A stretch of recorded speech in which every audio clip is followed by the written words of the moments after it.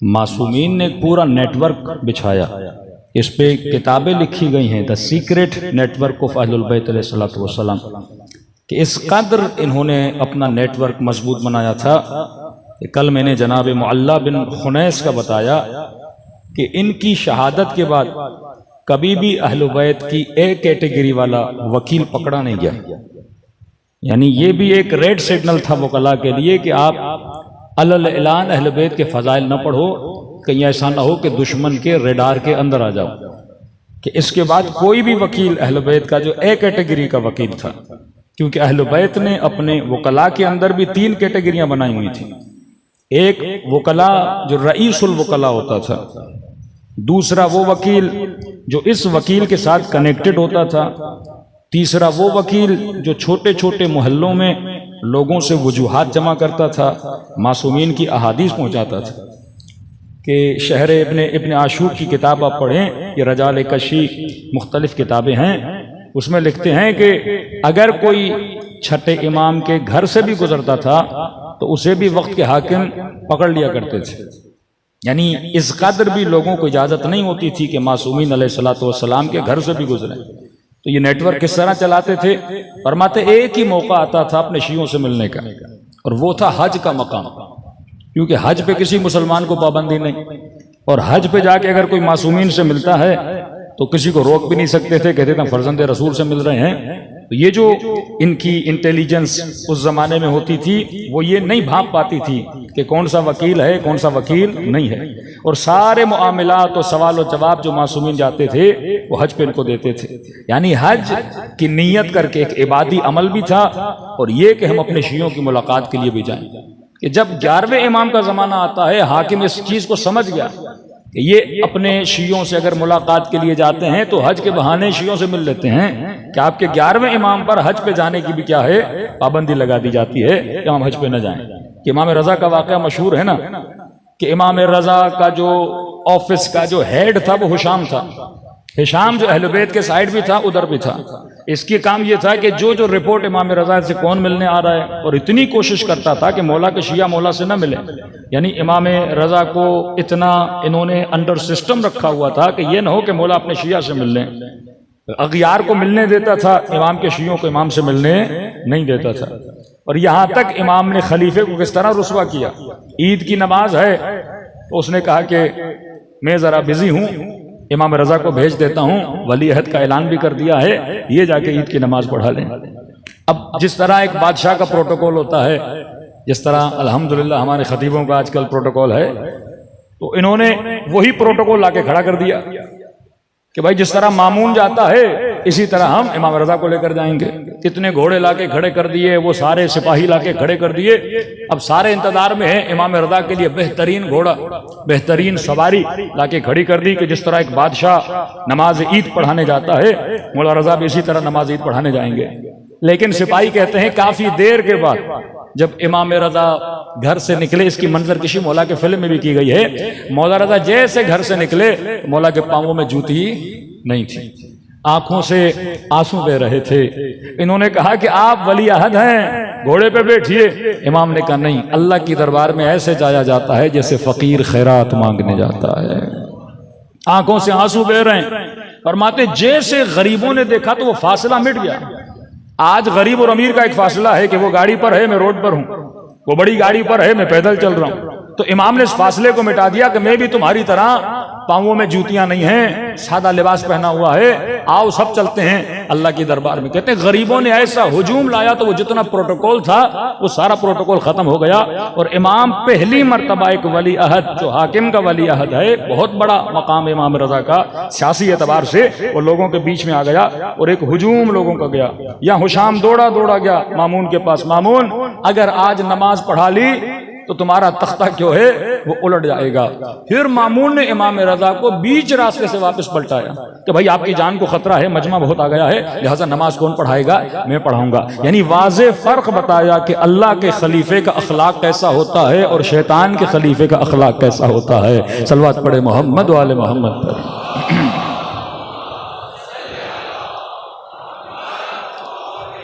मोहम्मद अज्जिल फरजहुम। तो पहला सिस्टम अहले बैत अलैहिस्सलातु वस्सलाम ने वकला का बनाया ए कैटेगरी के वकील, बी कैटेगरी के वकील, सी कैटेगरी के वकील, वकला का काम था कि शियों को आपस में जोड़ें। नेटवर्क इतना मजबूत कि अहवाज से लेकर नेशापुर तक, नेशापुर से लेके बगदाद तक, बगदाद से लेके मिस्र तक, यहाँ तक कि बुखारा तक अहले बैत ने अपने शियों को बिठा दिया था। और इतनी तादाद में शिया थे, चंद मौला के वकला के नाम दूंगा, जैसे मुहद्दिस नूरी रिजाले कशी में लिखते हैं कि इतनी सख्ती के बावजूद ये वकला इमाम तक मिलने आ जाते थे। का एक मिलने की टेक्निक ये थी कि जब इमाम के दुरूस होते थे तो इमाम ने हजारों की तादाद में, मसलन अगर मेरे साथ एक बंदा मिलने आए तो मैं उसे ट्रेस कर सकता हूं, लेकिन अगर डेली बेसिस पर 500 लोग 600 लोग मुझसे मिलने आ रहे हैं तो ट्रेस करना मुश्किल हो जाता है। कहते यही रविश इमाम जवाद की थी कि हाकिम को बोला कि अब हमें पता ही नहीं लग रहा कि कौन वकील है कौन वकील नहीं है, लिहाजा उसने फिर इमाम को बुलाया बगदाद में कि आप हमारे अंडर रहें। कि इमाम मूसा काजिम को जिंदान में डाला, फिर इनको पता चला कि जिंदान में डालने का तो फायदा है नहीं, अगर ये जिंदान में भी हों पीछे इनका नेटवर्क इतना मजबूत है, इनका सिस्टम तो खुद ब खुद चलता रहेगा। यानी ये सारी तैयारी की जा रही है गैबत कुबरा में जाने से पहले कि आपका जो निजाम इज्तिहाद है, ये निजाम खुम्स है, ये सिस्टम को चलाने के लिए कि शिया कभी भी किसी भी जमाने में किसी हुकूमत का मोहताज नहीं है। अहले बैत इतना मजबूत आपको इकोनॉमिकल सिस्टम देकर गए हैं कि आपका जो निजाम है वो ऑटोमेटिकली चलता रहेगा। सल्लल्लाहु अलैहि मोहम्मद वाले मोहम्मद पर।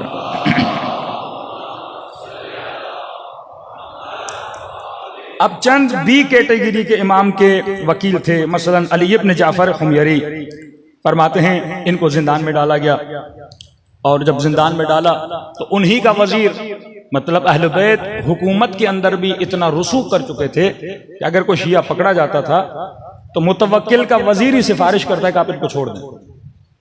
अब ये तारीख में देखा जाएगा कि किस तरह इसको राजी किया कि आप हमारे उसको छुड़ाओ। तो जब वो छुड़ाने जाता है तो मुतवक्किल उसे कहता है कि तुम्हारे चचा ने, उस वजीर को कहता है, मुझे मना किया था कि जब इसको पकड़ो तो ता आखिर उम्र से न छोड़ना। या जैसे जनाब जाफर जबली इमाम रजा जैसे दुनिया से चले जाते हैं तो मामून इस इमाम के चाहने वाले को जिंदान में डालता है। या 3 शहीद हसन इब्न राशिद, ईसा इब्न जाफर आसिम, इमाम की वो वकील थे इब्न बंद, जिनको पुले बगदाद पे लाकर 200 इनको कोड़े मारे जाते हैं, और कहते हैं इतना खून इनसे बहता है कि इनकी लाशों को नहर दिजला में फेंक दिया जाता है। और जब इमाम के पास इमाम का साहबी जाते हसन इब्न साद अहवाजी, इमाम को कहते हैं मौला आपका इनके बारे में क्या ख्याल है? इमाम फरमाते हैं इन्होंने ऐसी जिंदगी जी जैसी हम मासूमीन ने कही थी, और अल्लाह इंशाअल्लाह जन्नत में इनका आला मकाम देगा। अब कुछ वो थे जो पकड़े जाते थे और इतना जुल्म कि हुक्मरान ताजियाने मार मार के और अलल ऐलान लोगों को बताते थे कि अगर तुम भी इनके मुहिब बनोगे तुम्हारा हाल यही किया जाएगा। अब ये इमाम के साहबी हसन इब्न साद अहवाजी, ये मुआशरे में सबसे शार्प और कीन लोगों को ढूंढता था और उनको फिर मकतब अहले बैत के अंदर लाता था। मतलब ये वो बंदा है कि अफराद इमाम से नहीं मिले, इमाम के सहाबी से मिलते हैं, और तबलीग इतनी स्ट्रॉन्ग करता था कि उनको इमाम के साथ जोड़ देता था। जिनमें मसलन इसहाक इब्न इब्राहिम, अली इब्न रैयान, अब्दुल्ला इब्न हुसैनी, अली इब्न महजियार मशहूर है, इमाम जवाद के भी सहाबी हैं। अली इब्न महजियार वो फर्द है, अगर आप सिर्फ खत पढ़ें इमाम जवाद का जो अली इब्न महजियार को लिखा है इमाम ने, आपको ऐसे लगेगा जैसे इमाम हुसैन ने खत लिखा है हबीब इब्न मज़ाहिर को। यानी इतनी मोहब्बत का इजहार इमाम अली इब्न महजियार से करते हैं जैसे कोई किसी बंदा आशिक हो अपने माशूक को खत लिख रहा हो। वो सिफात इमाम ने बताई हैं कि लगता है कि इमाम इतनी, जैसे शेख मुफीद को इमाम ज़माना खत लिखते हैं, भाई कह के पुकारते हैं, यानी इमाम वक्त अपने सहाबी को भाई कहे। अली इब्न महजियार का इतना बड़ा मकाम कि इमाम सिर्फ आप खत पढ़ें, गुंजाइश नहीं है जो इमाम इब्न महजियार को खत लिखा। ये मसीही था, फिर इसे मुसलमान बनाया, फिर इसे शिया बनाया, फिर इमाम के मजबूत तरीन असहाब में से बना जिसने पूरे अहवाज में इतनी शियत को फैला दिया। अब वकीलों का काम था कि इमाम के लिए क्या करें, लोगों को तबलीग भी करें, मकतब में भी लाएं। दूसरा बड़ा काम, ये तो वकीलों में आ गया, दूसरा बड़ा काम जो इमाम ने किया वो इमाम ने इकोनॉमिकल सिस्टम को मजबूत किया। किस चीज के जरिए से? खुम्स के जरिए से। आपके यहाँ जितनी भी खुम्स की रिवायात हैं, बाब मसाइल खुम्स हुर्र आमली की किताबें आप पढ़ लें, उसमें छठे इमाम के जमाने से खुम्स की हमें बारे से रिवायात मिलती हैं। लेकिन छठे इमाम के जमाने में जो खुम्स है वो खुम्स गनाइम है, मतलब जो माल गनीमत, किसी को बहुत बड़ा इर्स मिल गया, वालिद साहब चले गए और बाप का करोड़ों रुपया इसको मिल गया, कोई चचा थे औलाद नहीं थी वो दुनिया से चला गया, पैसा मिल गया, इस पे खुम्स था। किसी ने घर में सोना और चांदी रखा है, सालों से पड़ा हुआ है, इस पे खुम्स था। या मसलन ज़कात आती थी गंदुम से, किशमिश से, बकरियों से, इन चीज़ों से, ये पैसा अइम्मा की तरफ जाता था। लेकिन इमाम जवाद ने खुम्स को वसी तर किया। मौला जवाद के ज़माने से खुम्सुल मकासिब यानी कमाई पर भी इमाम ने खुम्स लगाया। यहाँ तक कि अहवाज में इमाम के कुछ चाहने वाले थे, मौला ने खत लिखा, बाज अपने शियों से इमाम ने खुम्स माफ भी किया कि इमाम ने फरमाया इस वक्त जालिम ने तुम्हारे ऊपर बहुत जुल्म किया है, टैक्स ज्यादा लिया है, लिहाजा हम फला फला चीजों पे खुम्स माफ करते हैं और इन चीजों को हमारी तरफ खुम्स भेजा जाए। इमाम जवाद ने खुम्सुल मकासिब ऐलान किया। अब जब इमाम ने अलल ऐलान एक नेटवर्क बताया खुम्स का, तो उसके बाद इमाम जवाद की शहादत वाक़ई हो जाती है। यानी एक वो जमाना आया कि इमाम ने अलल ऐलान इतना इकोनॉमिकली सिस्टम अहले बैत ने मजबूत कर दिया कि अगर कोई बंदा अहले बैत के पास जाता था, किसी को 30,000 दिरहम, किसी को 60,000 दिरहम दे रहे हैं। यानी ये मजाक नहीं थी कि बादशाह भी इतनी खैरात नहीं करता था। आप इमाम जवाद का जूद सुनते हैं ना, इमाम जवाद जो जिनका जूद और फजल जो है बड़ा मशहूर है कि तारीख लिखने वाले फजाइल लिखते हैं कि फर्जंद रसूल इतने सखी थे। मामला सखावत का नहीं था कि 3 लोग इमाम के पास आते हैं, तीनों को मौला, इसको भी 30,000 दिरहम, इसको भी 30,000 दिरहम, इसको भी 30,000 दिरहम का मतलब यह है 127 किलो सोना। 127 किलो सोना अपने शिया को दे रहे हैं। अब वो जब तारीख लिखते हैं तो वो तो ये लिखते हैं इमाम ने बज़्ल व बख्शिश की, लेकिन मामला बज़्ल व बख्शिश का नहीं था। ये मौला के वकील थे जिनको मौला पैसा देते थे कि अपने इलाकों में जाओ और हमारे शियों की क्या करो, मदद करो। सल्लल्लाहु पढ़े मोहम्मद वाले मोहम्मद पर।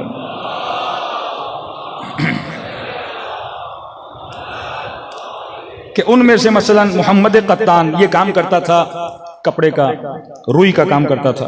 अब फसलों से रुई जमा होती थी, रुई के नीचे पैसा छुपाना बड़ा आसान होता था। मौला का दूसरा सहाबी उस्मान इब्न सईद ये तेल का काम करता था, तेल के डब्बों में पैसे ला के इमाम को ला कर देता था। इसी तरह इमाम के बहुत सारे सहाबी जैसे हुसैन इब्न रूह, ये वाक़यात लिखे हुए हैं कि जब आते हैं, मतलब किसी बूढ़ी खातून ने अपनी 2 अंगूठियां फेरोजे की दी, अपना एक हार दिया, अपनी 4 चीजें दी कि ये जाकर इमाम तक पहुंचा देना। अब अजीब है कि छठे इमाम के जमाने में भाई एक बंदा खुम्स देता है 2 लाख, 4 लाख, 5 लाख। कितना पैसा मासूमीन के पास आ रहा है, कितना इन्होंने नेटवर्क को मजबूत किया कि वाली बहरैन, आज 80% बहरैन क्या है, शिया है। वाली बहरैन के हकम इब्न गलबा बहरैनी 7 लाख दिरहम इमाम जाफर सादिक को भेजना चाहता है। खत लिखता है कि मौला बहुत बड़ा इसको, क्योंकि वाली था, हाकिम ने इसको बहुत ज्यादा पैसा दिया। इमाम के पास आता है, मौला मेरे पास 7 लाख दिरहम है, कई सवारियां हैं, जो मेरा खुम्स बनता है वो मैं आपको देना चाहता हूँ। इमाम कहते ठीक है आ जाओ। छठे इमाम की खिदमत में आता है और किस तरह से आता किसी को पता भी नहीं लगता। मतलब उस जमाने में जो काफिले आते थे मदीने में, मक्के में, उन काफिलों में इतने पैसे छुपा के इमाम के पास आता है। इमाम की खिदमत में आता है, कहता मौला ये 7 लाख दिरहम कि हमने कैलकुलेट किया, आज के ज़माने में तकरीबन 400 करोड़ बनते हैं सोने के एतबार से, तो उस ज़माने के 400 करोड़ उसका खुम्स है। बहरैन से अकीदे की मजबूती तो देखिए, नेटवर्क की मजबूती तो देखिए कि उस जमाने में 400 करोड़ लाके इमाम को देता है। इमाम उससे लेते हैं कि हमने तुम्हारा खुम्स लिया और अल्लाह कबूल करे, और हम जमानत देते हैं खुदा जन्नत तुझे अता करेगा। उसके बाद इमाम ने कहा जितना लाए हो सारा वापस ले जाओ। 7 लाख दिरहम इमाम ने से क्या किया, वापस कर दिया। अब ऐसे वापस नहीं कर रहे, अब बहरैन में जा और अपने जैसे और शिया बना। 80% आज बहरैन के लोग क्या हैं, शिया हैं। यही शहर रजाले कशी लिखते हैं कि 2 शियों में इख्तलाफ हुआ, एक ससुर था और दामाद था, बीवी मर गई, पैसा वैसा आया तो शिया आपस में क्या करने लगे, लड़ने लगे।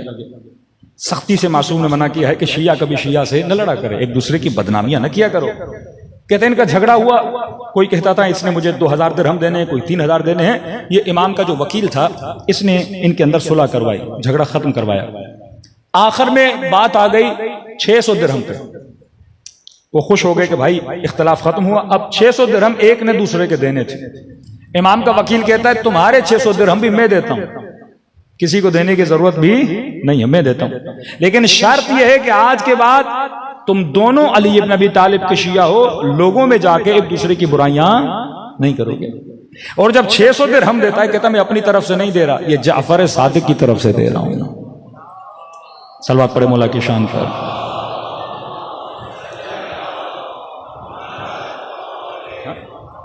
ये छठे इमाम की तरफ से दे रहा हूं। मतलब इमाम ने वकीलों को बस्तियों में बिठाया हुआ था, उनको पैसे दिए हुए थे कि अगर दो शियों में इख्तलाफ हो जाए, और इख्तलाफ अगर पैसे की वजह से, आज कितने हमारे शिया हैं, कोई 1 लाख का कर्जी, कोई 5 लाख का कर्जी, कोई 20 लाख का कर्जी। किसी मोमिन ने खत दिया, मौलाना सोसाइटियां बना बना के प्लॉट बेच बेच के हमारे पैसे लोग खा गए हैं। यानी मोमिन मोमिन के साथ दगा कर रहे हैं, मोमिन मोमिन के साथ गिश कर रहे हैं। अब जाहिर एक बंदा बैंक करप्ट हो गया, बिजनेस उसका बैठ गया, अब उन मोमिनीन के पैसे नहीं दे पा रहा। यहां मासूम इजाजत दे रहे हैं उन लोगों को जो साहिबान हैसियत हैं, फरमाया मोमिनीन का पैसा इधर उधर करके कम से कम इनमें सुलह करवा दे। अब ये मोमिन कोर्ट तक जाएगा, ये मोमिन केस करेगा, एक मोमिन दूसरे मोमिन पे FIR कटवाएगा। बदनामी किसकी है? अहले बैत के चाहने वालों की। अब यहाँ पे किन को किरदार अदा करना है? वो साहिबान हैसियत जिनका सालों में करोड़ों खुम्स निकलता है। ये दो मोमिनों का मसला क्या हल कर सकते हैं? हल कर सकते। रिवायात से यही तो अक्स होता है। अगर कोई मोमिन किसी मोमिन से पैसे लिए हैं, अब दे नहीं सकता, ये मकरूज है, आप अपने खुम से इसके कर्जे को क्या कर सकते हो? अदा कर सकते हो। उसके बच्चे परेशान है, वो जेल में चला जाएगा, मुआशरे में अलग से परेशानी होगी और मसाइल ईजाद होंगे। तो इमाम ने उस जमाने में यह सोचा कि कभी भी शिया से पैसे की वजह से लड़ रहा है, पैसे दे देते थे कि आप आपस में मिलो ताकि इनका इख्तलाफ क्या हो जाए, दूर हो जाए। इतना मजबूत नेटवर्क अहले बैत अलैहिस्सलातु वस्सलाम ने बनाया कि जब इमाम हादी, इमाम दहुम का जमाना आता है, अब ये वो जमाना है कि लोगों को ग़ैबत सुग़रा की तरफ जाना है। इमाम से मिल सकते थे, अब इमाम से मिल भी नहीं सकते।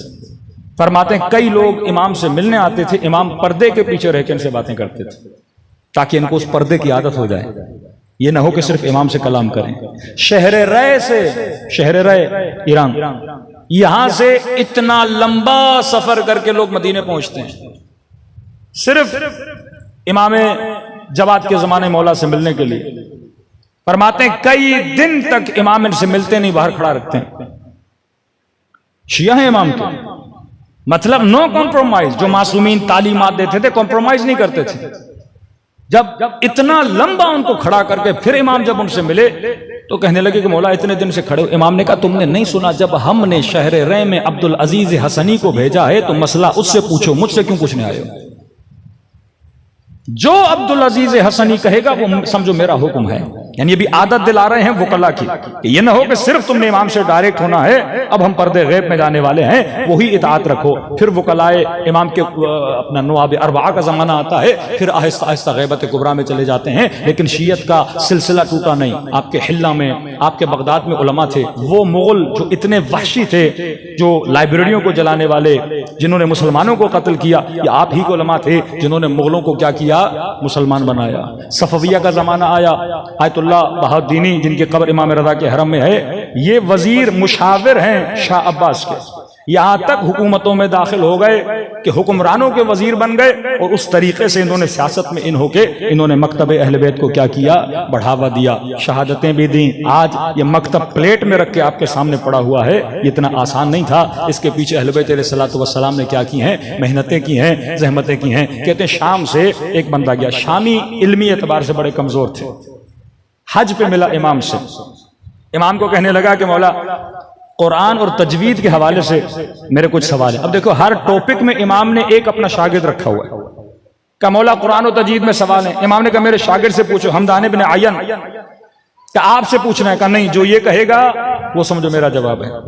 फिर जब पूछ लेता कहता मौला लुगत के बारे में मैंने पूछना। इमाम ने कहा मेरे दूसरे शागिर्द से पूछो, अबान इब्न तगलब, लुगत के सवाल कर लेता है। फिर कहता है मौला मैंने जबर और इख्तियार के बारे में पूछा। इमाम फरमाते हैं मोहम्मद तैयार से पूछो, ये शागिर्द मैंने उसके लिए तैयार किया हुआ है। फिर कहता है मौला मैंने तौहीद के बारे में, इमाम फरमाते हैं हुशाम इब्न सालिम से पूछो, ये तौहीद के बारे में तुम्हें जवाब देगा। फिर कहता है मौला मैंने इमामत के बारे में, फिर इमाम फरमाते हैं हुशाम इब्न हकम से पूछो, ये मैंने इसके लिए रखा हुआ है। हर मैदान के लिए इमाम ने अपना एक बंदा रखा हुआ था।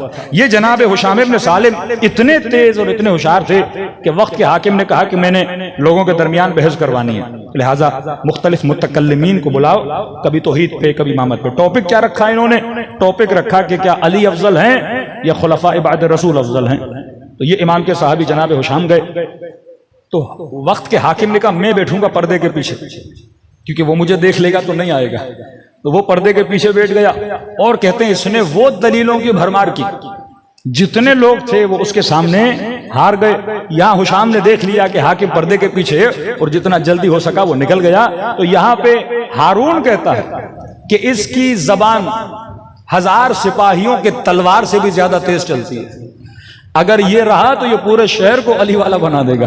कि जितना जल्दी हो सके इसे पकड़ो और इसे कत्ल कर दो। लेकिन ये बड़ा तेज था, ये फिर कभी भी उस वक्त के हाकिम को मिला नहीं। इस तरीके से मकतब अहले बैत ने अपने वकला रखे। ऑर्गेनाइजेशन ऑफ लॉ, आप 7वें ज़माने पढ़ेंगे कि इतना पैसा था कि जब 7वें इमाम जिंदान में शहादत पाते हैं तो कुछ वकला एक एक वकील के पास 70,000 दिरहम, 30,000 दिरहम और माल की लालच ने इन लोगों को इमाम रजा से दूर कर दिया। कि कहा कि भाई सारा पैसा इमाम रजा को दो। कहने लगे नहीं, अभी इमाम मूसा काजिम शहीद नहीं हुए। तो कहा जिंदान में शहीद हो गए। पैसे की लालच में इन्होंने नया फिरका बनाया जिसको कहते फिरके वाकिफिया।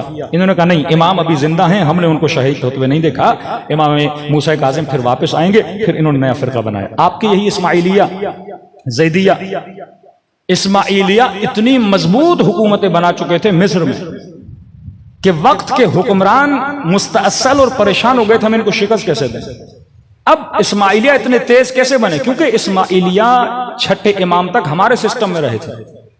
अहले बैत ने इनको पूरा नेटवर्क सिखाया था कि दुश्मन का मुकाबला कैसे करना है। तो लिहाजा तभी उसी नेटवर्क के शागिर्द थे। छठी क्लास तक तो हमारे साथ थे ना, सारे ट्रेंड थे। शियत को सबसे ज्यादा नुकसान भी इन्होंने पहुंचाया क्योंकि अहले बैत की जो रविश थी उसको इन्होंने अया किया। उनको पता चल गया कि शिया किस तरह दुश्मन का मुकाबला करते हैं। और क्योंकि ये मिस्र में थे, मिस्र के साथ फिलिस्तीन लगता था, फिलिस्तीन में यहूदी भी थे, फिलिस्तीन में क्रिश्चियन भी थे। और दुश्मन क्योंकि मुश्तरक था, वक्त का हाकिम दुश्मन था इस्माइलियों का, फिर वक्त का हाकिम दुश्मन था यहूदियों का और मसीहियों का। तो लिहाजा ये यहूदी और मसीहियों से मिल गए और तब के जमाने से मेल जोल इनका रहा और मिल के इन्होंने वक्त के हाकिम का मुकाबला किया। तो हर जमाने में अहले बैत अलैहिस्सलातु वस्सलाम ने अपने शियों को तंबीह दी, उस जमाने के जवानों को सिखाया, उस जमाने के असहाब को सिखाया कि आपने किस तरह मकतब की राजदारी करनी है और किस तरह इस मकतब में रह के एक दूसरे की मदद करनी है और इस सिस्टम को मजबूत करना है। सल्लल्लाहु अलैहि मोहम्मद व आले मोहम्मद। आज भी यही निज़ाम खुम्स जो है उसने मकतब तशय्यो को मजबूत किया हुआ है। पाकिस्तान में निज़ाम खुम्स दूसरे शिया ममालिक से सबसे ज्यादा कमजोर है। हमारा बड़े से बड़ा सूबा कौन सा है? पंजाब। ज्यादा से ज्यादा शिया कहाँ है? पंजाब में। ज्यादा से ज्यादा बिगाड़ कहाँ है? पंजाब में। हमारे एक दोस्त कहते थे मौलाना वो सियासी मसला हो, वो अखलाकी मसला हो, वो जो भी मसला हो, सारे मसले कहाँ से हैं? पंजाब से हैं। तो अगर पंजाब की तरबियत हो जाए तो पूरे पाकिस्तान की तरबियत हो जाए। अक्सरियत सुधर जाती है तो अकलियत भी क्या हो जाती है? सुधर जाती है। एक सर्वे किया गया कि तकरीबन 75% पाकिस्तान का शिया खुम्स नहीं देता। क्यों? क्योंकि तकलीद से दूर है। जब निजाम खुम्स आपके यहां नहीं होगा तो शिया दिन ब दिन गरीब होता रहेगा। आप बस्तियों में चले जाइए, इमाम बारगाहों में, मस्जिदों में 10,000 से ज्यादा किसी मौलवी की तनख्वाह नहीं है। अब जो मौलाना इस महंगाई के जमाने में 10,000 रुपये तनख्वाह लेगा तो वो आपके बच्चों की फिक्र करेगा या अपने बच्चों की करेगा? वो सिर्फ 5 वक्त की नमाज पढ़ाएगा, ना कोई किताब पढ़ेगा, ना कोई मुतालिया करेगा। ज्यादा से ज्यादा यही तवज्जो होगी, फला जनाजा पकड़ लो, फला निकाह पकड़ लो।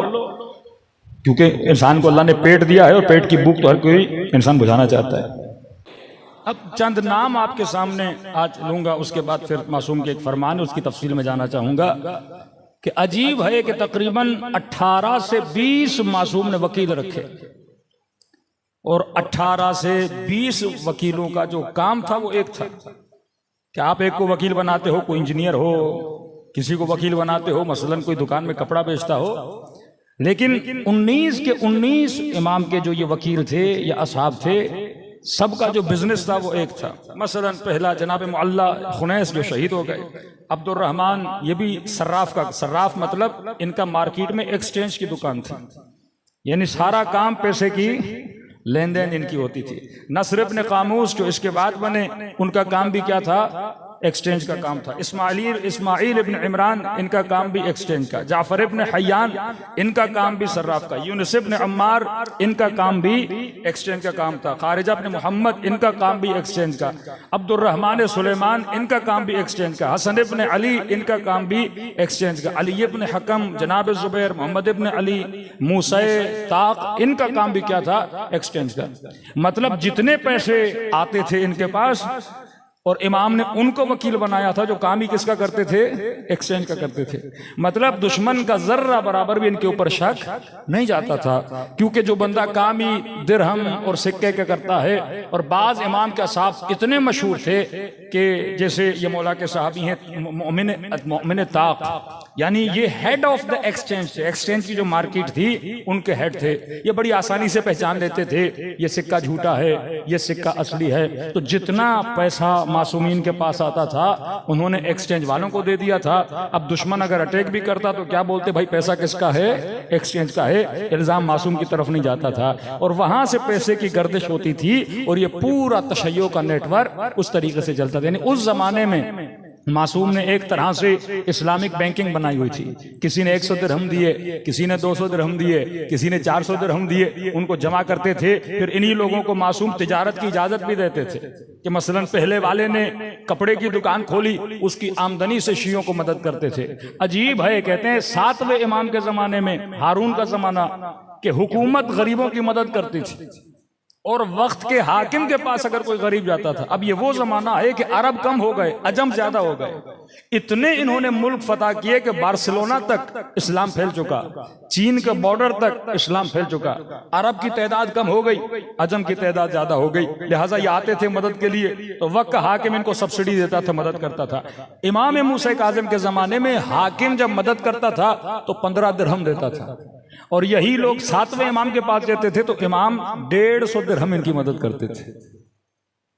क्या आज अगर कैलकुलेट किया जाए तो तकरीबन 650 ग्राम सोना बनता है।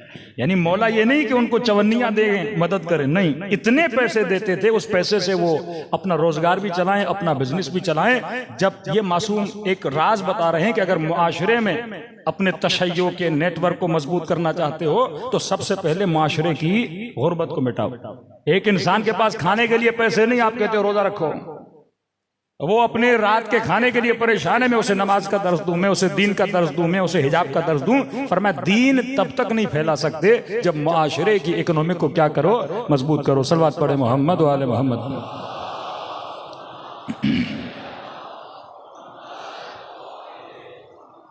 कौन से मुआशरे मजबूत होते हैं? मासूमीन ने एक मजबूत तरीन सिफत रखी अपने असहाब में। ये बरमला हुकूमत अगर कोई गलती करती थी हुक्मरानों को टोकते थे। जैसे हम आज अपनी सियासत में बोलते हैं प्रेशर ग्रुप। अपने असहाब के जरिए से आपके छठे इमाम ने प्रेशर ग्रुप बनाया। या हाकिम गलती करता था और जिसने कत्ल किया इमाम के सहाबी को, इतना प्रेशर था आपके छठे इमाम का कि हाकिम को उसको किसास करना पड़ा। इतना प्रेशर था आले रसूल का कि मामून को, इमाम रजा को अपना वली अहद बनाना पड़ा। इस कदर उम्मत में अहले बैत अलैहिस्सलातु वस्सलाम ने अपना प्रेशर बनाया था। अब एक तरफ वो नजरिया जो कहे कि हुक्मरानों को अमर बिल मारूफ करने की जरूरत नहीं है। जब पहला जुल्म मदीने में हुआ तो मदीने वाले खामोश रहे। फिर दूसरा जुल्म हुआ, असहाब रसूल कत्ल हुए, खामोश रहे। फिर तीसरा जुल्म हुआ, नवासे रसूल के बदन पे तीर लगाए गए इमाम हसन, माशरा खामोश रहा। फिर जंग में मौला हसन के कदमों से मुसल्ला खींचा गया, माशरा खामोश रहा। तब जाके करबला आती है। करबला एक नॉर्मल वाकया नहीं है शियों के लिए, स्टडी करना चाहिए भाई क्यों हुआ वाकया करबला, असबाब कौन से थे, आलात कौन से थे। फसाद एक दिन में नहीं होता, किसी मुल्क में इनकलाब एक दिन में नहीं होता कि लोग समझे खुमैनी साहब ने बस निकले और कौम निकली और ईरान में इनकलाब आ गया। नहीं मेरे अजीज, शहीद सफवी, शहीद मदनी, शहीद मेहराब, दस्तगैब जैसे लोग, ये मेहनतें थी शिराजी बुजुर्ग, कौमों की मेंटली तरबियत की जाके कौम तैयार हुई। पहले इस पे आमादा करो कि लोग गलत को गलत बोलें, लोग सही को सही बोलें। जिस कौम के अंदर ये चीज मिक्स हो जाए कि उनको सही गलत लगने लगे या सिर्फ खामोश हो जाए कि ज़ियारत आशूरा मौला समेअत बिज़ालिक फरज़ियत बिह, जो कत्ल हुसैन में शामिल नहीं थे, लेकिन सुना कि इमाम हुसैन शहीद हो गए और खामोश रहे। मौला फरमाते उस पर भी अल्लाह की क्या है, लानत है। जो जुल्म सुने और जुल्म के ऊपर क्या रहे, खामोश रहे। और ये नहीं कि मासूमी ने सिर्फ अपने जमाने में, बाज़ औक़ात तय्युल अर्ज करके अपने शियों की मदद करते थे कि ये उलझने जब पैदा हुई, मराजे के हवाले से मैंने एक किस्सा जिक्र किया। शेख अब्बास क़ुम्मी अपनी मफाती जनान में लिखते हैं कि एक इस्फहान का ताजर, देखिए मासूम तायद किस तरह फरमाते हैं कि आज अगर मैं इस नेटवर्क को मजबूत करना चाहता हूं माली मदद के जरिए, खुम्स देके,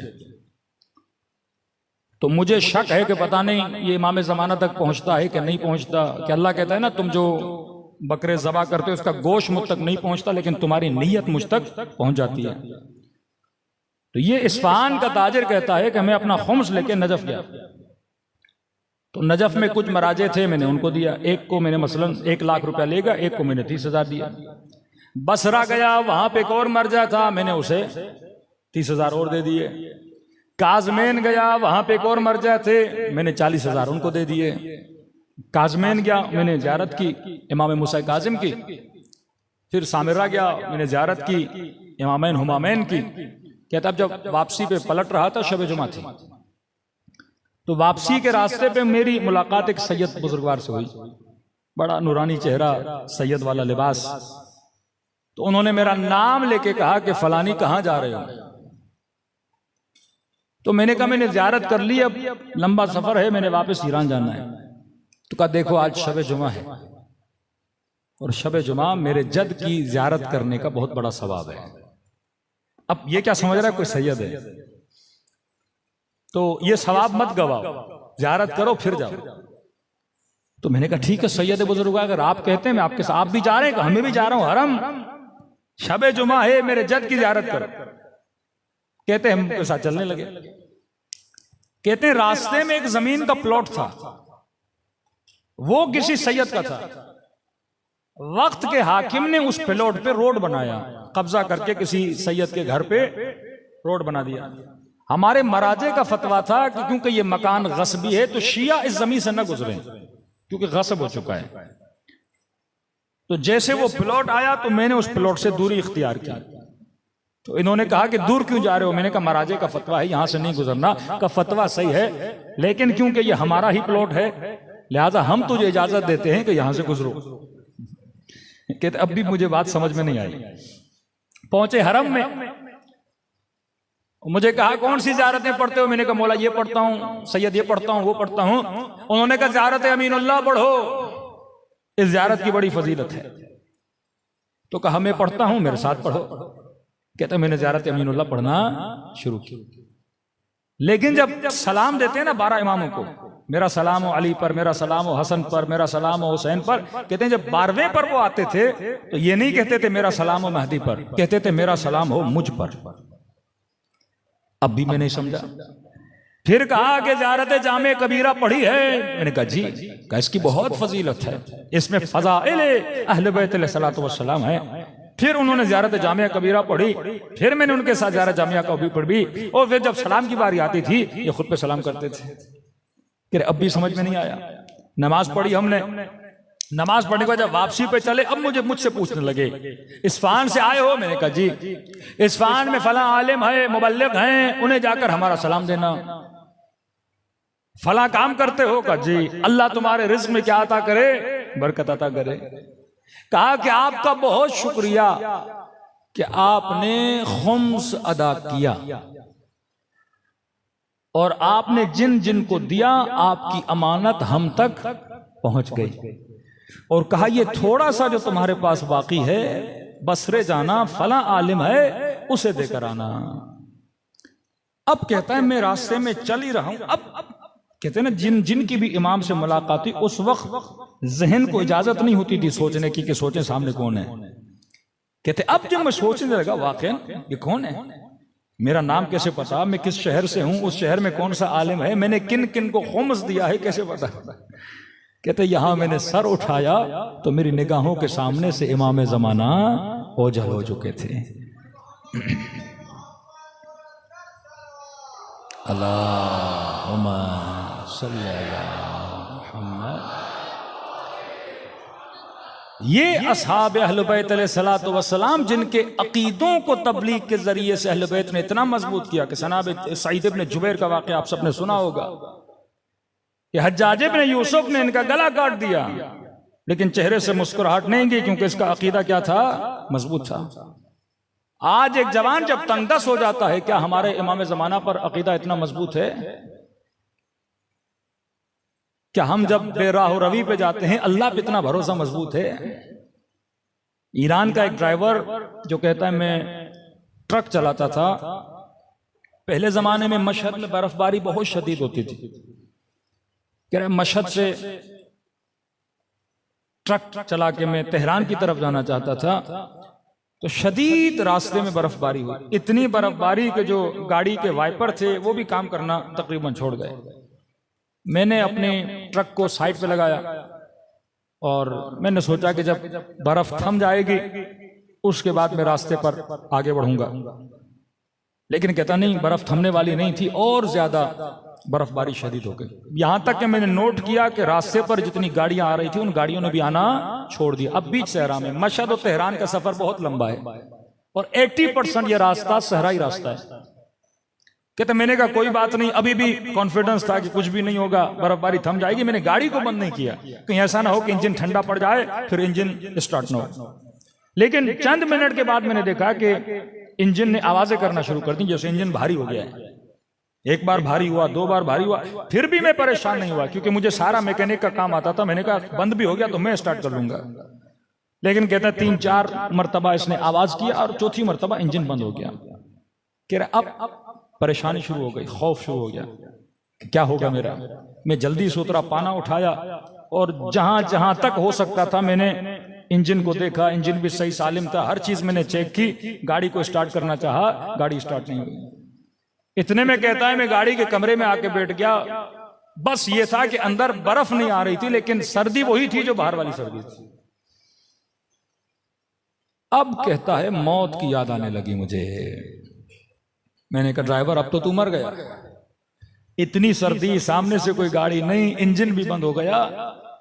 और आहिस्ता आहिस्ता मैंने महसूस किया कि मुझ पर गुनूद की तारी हो रही है। मैं समझ रहा था कि यह गुनूद की नींद की नहीं है, अगर आंख लगी तो यहां मैं मर जाऊंगा। कहा ना कहीं अपनी नस्लों के जहनों में इमामत के नजरिए को मजबूत करोगे तो ये बच जाएंगे।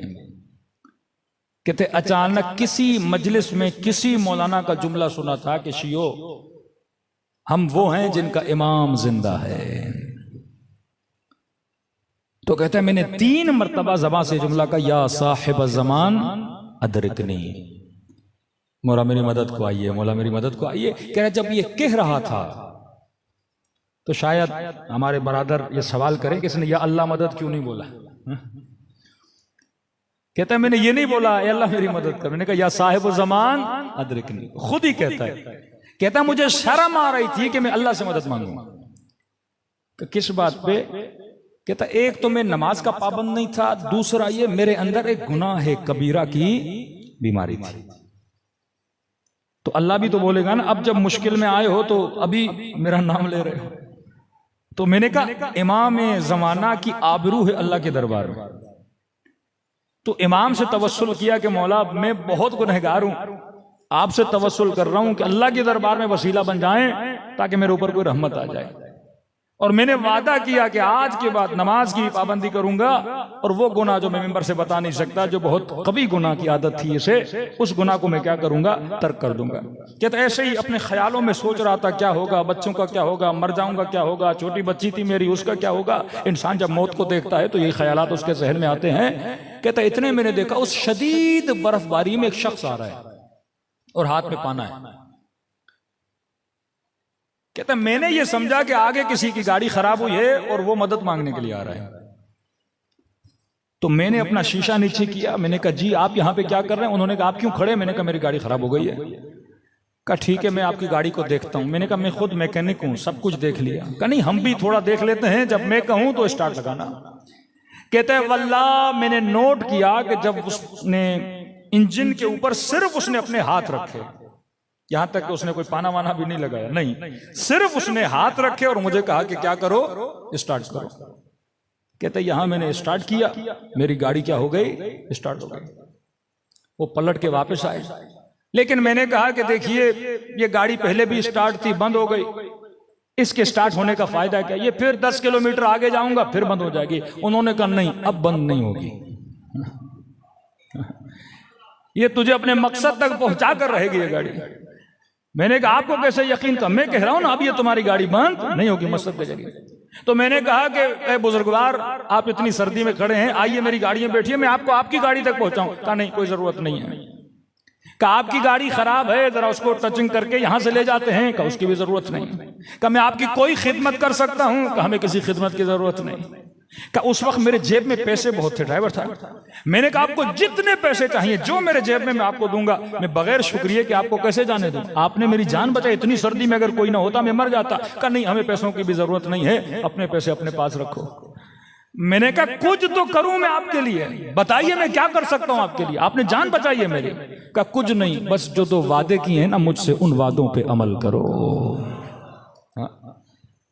कहा बस ये कहना था, वो मेरी आंखों से ओझल हो गए।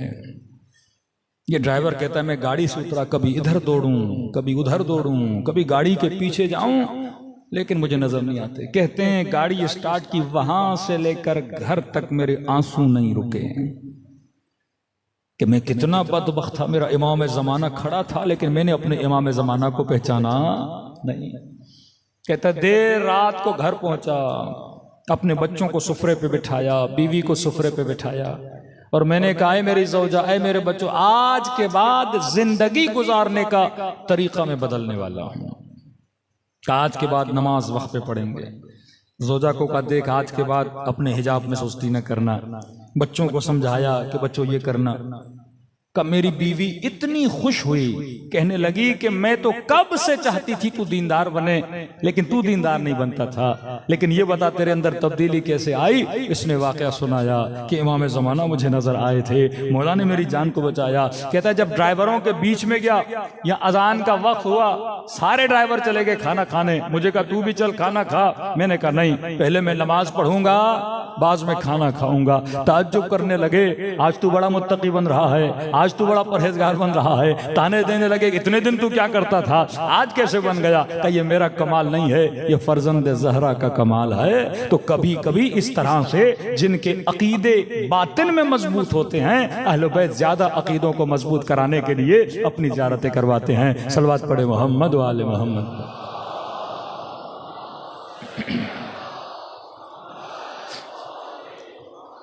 जब तक आप मुआशरे में एक अच्छा रोल मॉडल नहीं बनाओगे, नेटवर्क का मतलब यह है कि जब तक कौम सिविलाइज्ड नहीं होती। सिविलाइज का मतलब क्या, जिनका अमल एक जैसा हो, जिनका कौल, जिनका फेल एक जैसा हो। आज आप एक शिया को किसी सरकारी ऑफिस में उठाएं और किसी अहले सुन्नत, अमल एक है। सिर्फ यह है कि इसने या कोई कड़ा पहना है, या इसने कोई लॉकेट पहना है, या इसने मुहर्रम में काले कपड़े पहन लिए, कहते हैं मैं शिया हूं। का नहीं, छठे इमाम के जमाने में बाजार में पहचाने जाते थे ये अली के शिया हैं, ये जाफर के शिया हैं। अबू जर को लोग दूर से पहचानते थे ये अली का शिया है। ये उल्गू और रोल मॉडल बनते थे लोगों के लिए। जब तक हम इस नेटवर्क में रोल मॉडल नहीं बनते। आज आप अपने नूह खानों को देखा है कि जितनी भी नूहों की वीडियोज आती हैं, वो उसमें क्लिप किसके डालते हैं, ईरानियों के डालते हैं, इराकियों के डालते हैं। 80% मातम के क्लिप किसके होते हैं, ईरानियों के होते हैं। हमारा क्यों नहीं डालते। आपका सबसे बड़ा नूह खान नदीम सरवर बारहा अपने नूहों में कह चुका कि मेरी दिली तमन्ना है कि मैं नूहा पढ़ूं और आप ऐसे मातम करो जैसे ईरानी नज्म और ज़ब्त के साथ करते हैं। मतलब अभी तक वो नज्म हमारे अंदर पैदा नहीं हो सका कि बासिम करबलाई जब हरम इमाम हुसैन में नुहा पड़ता है, लाखों का मजमा होता है और उसके नुहे पे एक साथ हाथ ऊपर जाता है, एक साथ हाथ नीचे आता है। ये किसका कमाल है कि आज हमारा सबसे बड़ा नूह खान तमन्ना कर रहा है कि मेरी कौम ऐसी हो, लेकिन बना नहीं सका उस कौम को ऐसा। हमारे सारे नूहों की रिकॉर्डिंग स्टूडियो में होती है, लेकिन आप करीमी देखें, मोहम्मद रसूली देखें, वो भी रिकॉर्डिंग हुसैनियों में करते हैं, इमाम बारगाहों में करते हैं, रिकॉर्डेड होते हैं। लेकिन आपको महसूस नहीं होता रिकॉर्डेड है। क्यों? क्योंकि वो अपनी अंजुमन को बुलाते हैं, वही नुहा पढ़ते हैं, लेकिन वो नज्म आपको नजर आता है। हमारे अभी तक वो नज्म पैदा नहीं हो सका। अगर कोई नुए खानी करता है, सारे कोई कैमरा लेता है, कोई क्या करता है, एक अजीब सा माहौल होता है। जब तक आजादारी को कल्चर नहीं, लोग अट्रैक्ट कैसे होंगे? जब आप में नज्म होता है तो दुनिया देखती है 10 लाख लोग खड़े एक साथ हाथ उठा रहे हैं, एक साथ हाथ सीने पे आ रहा है, और एक बंदा इनका हाथ उठवा रहा है और हाथ सीने पे ला रहा है। इनके नुए खान में इतना पावर है कि एक आवाज देते हैं मुख्तदा सदर, पूरा मजमा खामोश। लाखों का मजमा, यानी जब आगा रहबर तकरीर करते हैं मिलियंस का मजमा होता है, लेकिन सुकूत कामिल, शऊर कामिल। कौम कौम बनती है जब उनकी हरकत, उनकी सकनात में क्या आ जाता है? सुकून आ जाता है।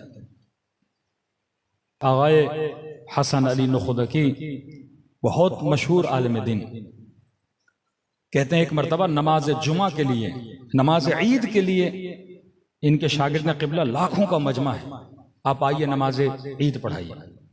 देखिए कैसे आलिम थे। आगाए नुखदकी जब घर से निकलते हैं और निगाह लाखों के मजमू पे, यानी एक ऐसा आलिम जिसको देखने के लिए लोग तरसते थे। आगाए नुखदकी कहते हैं जब मैंने मेरी निगाह इस मजमे पे पड़ी, फौरन अपने घर की तरफ चले गए। शागिर्द मौलाना इतना मजमा आपका इंतजार कर रहा है। इन्होंने अपने शागिर्द को भेजा कि इनको बोलिए जाके नमाज पढ़ाएं। यहां लोग मजमों के लिए तरसते हैं, फोटो निकालने के लिए कि हमारा फोटो आ जाए। कमे नहीं आऊंगा, मिन्नत तमन्ना मौलाना आइए, कमे नहीं आऊंगा। शागिर्द को भेजा, नमाज जुमा हो गई। शाम को सारे मिलकर मौलाना कि हमसे नाराज हैं, क्यों नमाज ईद नहीं पढ़ाई? का अपने नफ्स को मारने के लिए। का क्या मतलब? का जब मैंने निगाह पड़ी ना मजमे पे, तो मेरे जहन में ख्याल आया कि ये सारा मजमा मेरे लिए आया है। कोई खतीब मजमे को देखे पहला ख्याल है मेरे लिए आया है, हुसैन के लिए नहीं आया। मैंने कहा सारा मजमा मेरे लिए आया है। उसी वक्त मैंने कहा आज अगर नमाज पढ़ी तो मुशरिक हो जाओगे, नफ्स को इतना मजबूत कर लोगे, ये तकब्बुर उज्ब तुम्हारे अंदर आ जाएगा, लोग मेरे लिए आएंगे। मैंने कहा नहीं, आज नहीं पढ़ाऊंगा। आज किसको भेजा? शागिर्द को भेजा। ये है नुखदकी कि इमाम रजा किसी मोमिन के ख्वाब में आते हैं कि मौला मेरी हाजत, इमाम फरमाते हैं नुखदकी के कब्र पे जाओ और दुआ मांगो, खुदा उसकी खातिर तुम्हारी दुआ को कबूल कर लेगा। ये मकाम इस मरजा अहल बैत का, क्योंकि इनके अंदर अखलाकी सिफात थी। इमाम खुमैनी मिंबर पर जाते हैं और खुद की तंबीह करते हैं उस मिंबर पर, कई लोगों वाय हो मुझ पर अगर मैं ये सोचूं ये मजमा मेरे लिए बैठा है। क्या तुम्हारे दिलों में अगर खुदा ने मेरी मोहब्बत भी डाली है वो अल्लाह की वजह से है। कि अगर मेरा एक ऐब तुम लोगों के सामने आ जाए तो मेरी इज्जत एक दिन में खुदा मिलिया मेट कर सकता है। अजीज बनाने वाला खुदा, जलील बनाने वाला खुदा। और यही इताअत करबला के मैदान में अब्बास अलमदार इमाम हुसैन की करते हैं। कि ये जुमले अहले बैत अलैहिस्सलातु वस्सलाम फरमाते, जब नहर फुरात से गाजी अब्बास पानी लेकर आ रहे थे तो एक जुमला कहा, क्या है फौज अशकिया, अगर तुम मेरे दोनों बाजुओं को भी काट लो, मैं अब्बास अपने दीन को नहीं छोड़ूंगा। आगा आली बहुत बड़े खतीब है ईरान के, कहते मैंने बड़ा सोचा कि दुश्मन बाजू काटना चाह रहे हैं और अब्बास कह रहे हैं कि खुदा की कसम मैं अपने दीन को नहीं छोड़ूंगा। कि हमारी नजरों में दीन क्या है? नमाज। हमारी नजरों में दीन हज। हमारी नजरों में दीन सोम और सलात और ज़कात। लेकिन यहां मामला ना नमाज का था ना ज़कात था। किस चीज का मामला था? गाजी क्यों कह रहे हैं कि अगर मेरे बाजू भी काटो मैं अपने दीन को नहीं छोड़ूंगा। कहा कि देखा जाएगा कि गाजी अब्बास के हाथों में क्या था। कि जब नजर पड़ी तो अब्बास के हाथों में पानी का मशकीज़ा था और पूरी कोशिश कर रहे थे कि तीर आंख पे लगे पर मश्क न लगे, बाजू कटे पर मश्क न गिरे, खेमे तक कुछ भी हो जाए मेरा बदन जख्मी होता है लेकिन मश्क न गिरे। तो कहा कि समझ नहीं आई पानी का मश्क अब्बास का दीन कैसे बना। पानी कभी दीन बनता है कि आप कहो कि मैं अपने इस दीन को नहीं छोड़ूंगा? कब पानी भी दीन होता है? तो उलमा ने लिखा पानी का मश्क दीन नहीं था, क्योंकि हुसैन ने कहा था पानी लाओ। हुक्म इमाम दीन है। मौला कहे ना 10 मिनट यहां बैठो, ये दीन है। मौला कहे आंखें बंद करके खड़े हो जाओ 1 घंटा, ये दीन है। कि अब्बास हुक्म हुसैन को दीन मान रहे हैं। और जब मश्क पे तीर लगाना तो ये दुआ किया, खुदा अब नहीं चाहता मेरा लाशा खैमों तक चला जाए। इताअत कितनी, कहते हैं 2 मुहर्रम को फौज अशकिया ने कहा कि खैमों को हटाया जाए नहर से। कहते हैं जैसे ऑर्डर आया, गाजी अब्बास सिपह सालार थे, हजरत अब्बास ने अपनी तलवार से एक लाइन खींची और फरमाया अगर किसी में जुर्रत है जब तक मैं जिंदा हूं इस लाइन को पार करके दिखाए। लिखने वाले लिखते हैं चेहरे पे इतना जलाल के खून जमा पड़ा है अब्बास के चेहरे पर, आस्तीनों को पलटा हुआ है और तलवार हाथ में ली हुई है कि है किसी में जुर्रत के आगे आए। सैयदा ज़ैनब फरमाती इमाम हुसैन अचानक मेरे खेमे में आए और चेहरे से ऐसे लगा कि इमाम हुसैन थोड़े परेशान हैं। मैंने कहा भाई हुसैन क्या हुआ? फरमाया ज़ैनब आपने सुना होगा कि अब्बास ने खत खींची है और बड़े जलाल में हैं और दुश्मन को ललकारा है कि किसी में जुर्रत है कि आगे आकर दिखाए। सैयदा ज़ैनब ने फरमाया कि भैया हुसैन अब्बास के होते हुए किसी की जुर्रत है कि खेमों को हाथ लगाए? फरमाया बहन ज़ैनब मैं चाहता हूं कि खेमे हटा दिए जाएं, मैं अभी जंग नहीं चाहता। तो सैयदा ने कहा हुसैन कैसी बातें कर रहे हैं, अगर आपकी ये मर्जी खेमे हटा दिए जाएं जाके अब्बास को बोल दीजिए। आज तक हुआ कि आप कुछ चाहें और अब्बास न करे। मुती अल्ले मौला ज़ारत मुती अल्ले अम्र मौला, अपने मौला के अम्र की ऐसी इताअत की कि मिसाल बने। आज करबला जाओ तो 2 रोजे नजर आते हैं, दूर से ऐसे लगता है दोनों इमामों को रोजे हैं। का मेरी ज़ियारत से पहले अब्बास की ज़ियारत किया करो।